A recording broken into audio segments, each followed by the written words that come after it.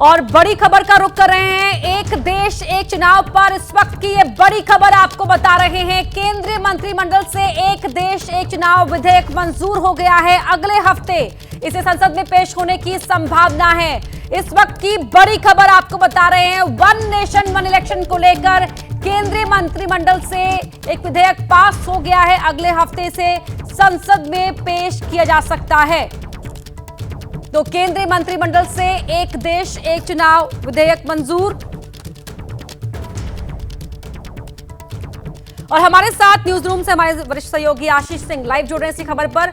आशीष, पास हो गया है ये केंद्रीय कैबिनेट से। जी हाँ, ये इस वक्त की बड़ी खबर है। कुछ दिनों पहले आपको याद होगा संसदीय कार्य मंत्री किरण रिजिजू ने इसके संकेत भी दिए थे और कहा था कि इस सत्र में इसे टेबल किया जा सकता है। प्रधानमंत्री इस पर फैसला करने वाले थे। अभी अभी ये बड़ी जानकारी मिली है कि जो महत्वाकांक्षी एक तरह से हम कह सकते हैं प्रधानमंत्री मोदी की योजना थी, आखिरकार उस पर मुहर लग गई है, हरी झंडी मिल गई है। केंद्रीय कैबिनेट से इसको अप्रूव कर दिया गया है और इस बात की अब पूरी गुंजाइश है कि अगले हफ्ते वन नेशन वन इलेक्शन को लेकर के संबंधित जो बिल है वो संसद में पेश किया जा सकता है। इस वक्त की बड़ी खबर है। ये एक बहुत बड़ा शिफ्ट होगा भारतीय राजनीति में, जो कि प्रधानमंत्री मोदी के नेतृत्व में यह कदम उठाया है एनडीए की सरकार ने। और अब से कुछ देर पहले ही केंद्रीय कैबिनेट ने इसको मंजूरी दे दी है। और जैसा मैंने आपको बताया कि सोर्सेज ये इंडिकेट करते हैं कि अगले हफ्ते इस बिल को संसद में पेश भी किया जा सकता है। तो अगले हफ्ते ये टेबल हो सकता है आशीष, लेकिन पहले से ही संसद के अंदर हंगामा बरपा हुआ है सोरोस के मुद्दे पर, अदानी के मुद्दे पर। और अब ये जो बड़ा कदम है सरकार की ओर से, सरकार की मंशा तो पहले से ही साफ थी, लेकिन विपक्ष का स्टैंड क्या होगा वो भी हम समझ ही रहे हैं। देखिए, विपक्ष का जो भी स्टैंड होगा पार्लियामेंट सेशन में है, उस पर चर्चा होगी और उसके बाद कोई ना कोई आपसी सहमति के साथ बीच का रास्ता निकलेगा। हमें भूलना नहीं चाहिए कि सरकार के पास रिक्वायर्ड नंबर है। ऑपोजिशन के अलग अलग पार्टियों की चाहे जो भी इस पर पोजीशन हो, लेकिन सरकार इसको पास कराने में निश्चित तौर पर दोनों ही सदनों में बड़ी आसानी से कामयाब हो जाएगी। रिक्वायर्ड नंबर ऑफ सपोर्ट भी उनके पास है, आंकड़े भी उनके पास है। लेकिन मुझे लगता है कि इसके पहले जरूर कोशिश होगी कि चर्चा के माध्यम से सभी की सहमति से इसको पास कराया जाए, क्योंकि ये पूरे देश का मामला है, पूरे राष्ट्र का मामला है। यहां की राजनीति भारत की पूरी तरह से बदल जाएगी वन नेशन वन इलेक्शन पर सहमति बन जाने के बाद, इसके कानून बन जाने के बाद। और लिहाजा उस दिशा में एक बहुत बड़ा कदम है कि केंद्रीय कैबिनेट ने इसको आज पास कर दिया है। अगले हफ्ते पूरी गुंजाइश है कि यह बिल अब सदन में टेबल कर दिया जाएगा। बिल्कुल। किस तरह से आपसी सहमति बनाने की कोशिश की जा सकती है आशीष, क्योंकि जिस तरह से आपने जिक्र भी किया कि जरूरत होगी कि सभी टेबल पर आए और बैठकर बातचीत करें इस पर।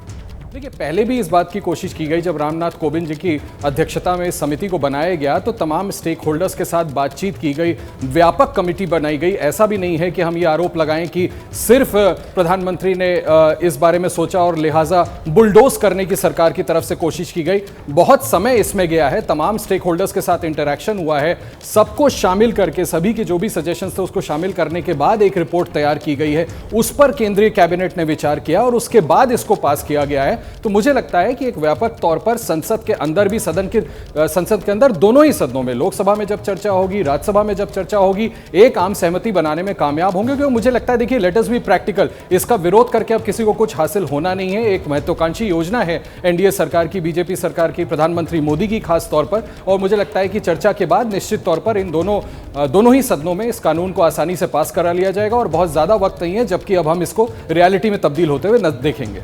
बिल्कुल, शुरुआत से ही बीजेपी के एजेंडे में ये शामिल भी रहा और महत्वाकांक्षी प्रोजेक्ट कह सकते हैं, ये एक एजेंडा रहा मोदी सरकार का। आशीष, जिस तरह से आपने जिक्र भी किया कि कितने एस्पिरेशनल है पीएम मोदी इसको लेकर, दिशा और दशा भारतीय राजनीति की बदल जाएगी, आपने चर्चा की शुरुआत में ही कहा था। जी हाँ, बिल्कुल। अभी तक जो भारत में इलेक्शनरिंग का सिस्टम है, हम बार बार ये जिक्र करते हैं कि पूरे साल भर एक तरीके से हम देखते हैं कि भारत में चुनाव होते रहते हैं। एक विधानसभा चुनाव खत्म होता है, दूसरा विधानसभा चुनाव शुरू हो जाता है। प्रधानमंत्री मोदी ने कई बार ये बात कही कि इससे रिसोर्सेस के खर्च को भी काबू किया जा सकता है, ये इंश्योर किया जा सकता है कि और पारदर्शी और ट्रांसपेरेंट तरीके से चुनाव कराए जा सके। तमाम तरीके के जो सवाल उठते हैं, क्वेश्चंस रेज किए जाते हैं, उन पर कमान कसने में इससे फ़ायदा होगा। इससे एक तरह से कामयाबी मिल सकेगी और सुचारू रूप से भारत में चुनाव कराए जा सकेंगे। ऐसा नहीं है कि भारत ये पहला देश होगा जहां पर इस तरह से चुनाव नहीं होते। हमारा पड़ोसी देश पाकिस्तान, जहां पर हम देखते हैं कि इसी तरह से एक ही दिन में प्रोविंसेस के भी चुनाव करा दिए जाते हैं और नेशनल राष्ट्रीय स्तर के भी चुनाव करा दिए जाते हैं। अगर ऐसा होता है और इसके माफ़ कीजिएगा कानून बन जाने के बाद निश्चित तौर पर ऐसा ही होगा।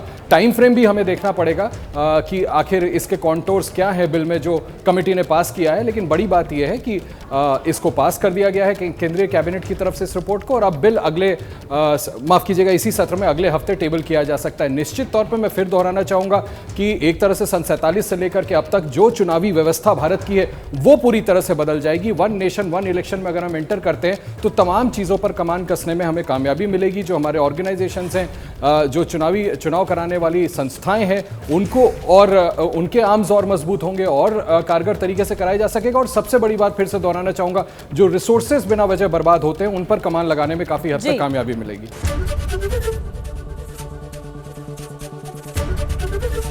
एबीपी गंगा, खबर आपकी, जुबान आपकी।